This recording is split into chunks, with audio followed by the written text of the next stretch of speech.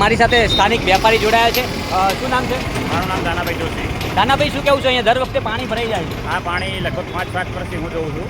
આ ઘણા ટાઈમથી મુશ્કેલી છે, પણ આનો કોઈ નિકાલ થતો નથી. અમે વેપારી દ્વારા એસોસિએશન દ્વારા ભેગા થઈ અને અરજી આપી. આજુબાજુની વસ્તી પણ જોડે હતી. લગભગ 100 જણ અમારી 100 સહીઓ છે અંદર ફોર્મની અંદર. અમે સહીઓ કરાવી અને મામલતદારમાં અને તાલુકા વિકાસ અધિકારીને અને ધારાસભ્યને બધાને અરજી આપી છે. બરાબર છે, એનો કોઈ નિકાલ નથી. અમે પૂછ્યું કે ક્યારે આનો નિકાલ આવશે, તો એમણે એવું કીધું કે હાલ આનો કોઈ થાય એમ નથી. ઉપરથી રોડ મંજૂર થાય એના પછી નિકાલ થશે. તો અમે કીધું કે ભાઈ આને કોઈ બી ઉપરથી રોડ મંજૂર થાય, આ ક્યાં પહેલી વાર પાણી ભરાણું? છેલ્લા 10 વર્ષથી પાણી ભરાય છે. એટલે અમે એમને રજૂઆત કરી કે તમે એકવાર ન હોય તો ટેમ્પરિંગ નિકાલ કરો. ટેમ્પરિંગ નિકાલની અંદર આ લોકો શું કરે છે? છૂટા કબજા નાખે છે, બરાબર, અને જતા રહે, બીજું કશું કરતા નથી. છૂટા કબજા બાઇક કે ગાડી હોય એના ટાયર ફોડે ને એ રીતે થઈ જાય ગાડી. હા, એવા છૂટા નાખે, મતલબ આટલા કબજા મોટા હોય છે. એના ઉપર કશું કોઈ બીજું કરવામાં આવતું નથી.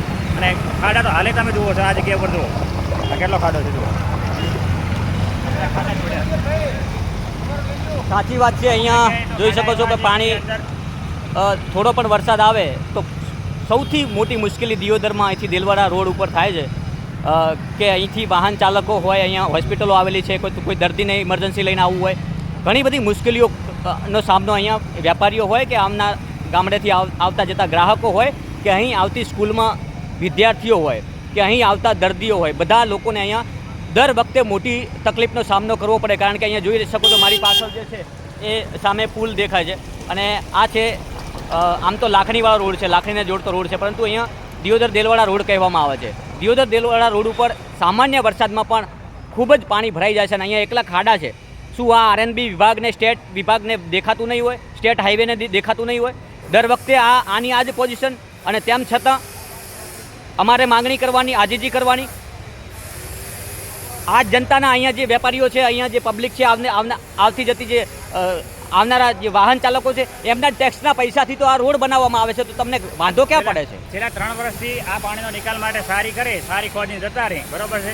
વરસાદ જતો રહે એટલે પાછા વેપારીઓ સારી બુરી નાખે, કારણ કે દુકાનની આગળ સારી તો ચાલે નહીં, એટલે આ લોકો પછી સારી બુરી નાખે. સારી બુરી એમાં સારીની અંદર પુલાણ પડ્યું એટલે બાઇકવાળો કે ગાડીવાળો ત્યાંથી નીકળે એટલે પાછું ફસાઈ જાય છે. પાણીનો ભરાવો હોય, પબ્લિકને ખબર ના હોય કે આ જગ્યાએ સારી કરેલી હશે અને અંદર પહેરી જવા છે, એટલે ઘણીવાર સાધન પણ પહેરી જાય છે સારી કરવાના કારણે. આ મુશ્કેલી છેલ્લા 5-7 વર્ષથી આનો કોઈ નિકાલ નથી. જલ્દી ને જલ્દી નિકાલ તંત્ર કરે એવી અમારી માંગ છે. આ રોડ ઉપર લેવામાં આવે અને બંને સાઈડ ગટરની વ્યવસ્થા કરવામાં આવે તો અતિઉત્તમ, તો સારામાં સારું. તો આપણને આ બધી ખબર પડતી હોય, આપણને ખબર પડતી હોય કે રોડ ઊંચો લઈને બંને સાઈડ ગટર વ્યવસ્થા કરે તો પાણીનો નિકાલ થાય, તો તંત્રને કે સરકારને ખબર નહીં પડતી. હા, તો અમે રજૂઆત કરી, પણ એ લોકો એવું કહે છે કે અમે સારી કરાવે તમે કેમ પૂરી નાખો? સારી તો હવે પણ કેટલી વાર પડી રાખીએ, અમારે સારી પડી રાખીએ તો અમારા ધંધા રોજગાર કઈ રીતે કરવા? બરાબર છે. તો આ ગટરનો વ્યવસ્થા કરી અને જલ્દી આનો પાણીનો નિકાલ થાય એવી અમારી માંગ છે.